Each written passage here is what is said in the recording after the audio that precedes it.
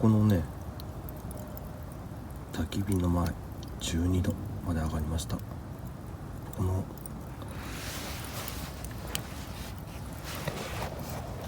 反射板がね相当あったかくですね、足元なんか暑いんです。でこれ60センチ長いやつなんで、だいたいね胸ぐらいまではあったかい空気がガーッと来てて、で顔のあたりが涼しいみたいな感じですね。いや、やっぱりこの反射板の焚き火はね冬の暖房ですね。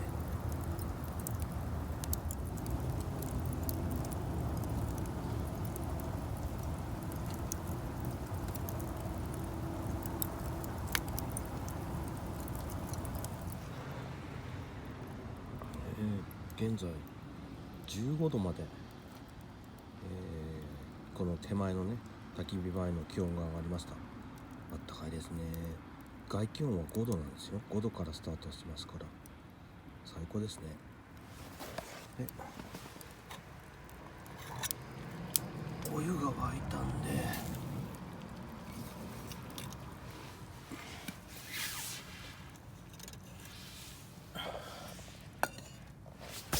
ラーメンを作ろうと思います。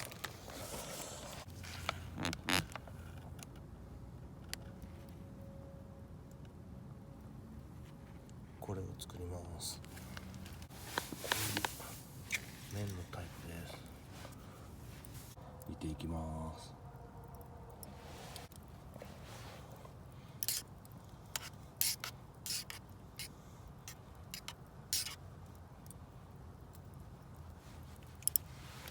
焼き鳥を仕込んできました。串にね仕込んだんでこれを焼いていきます。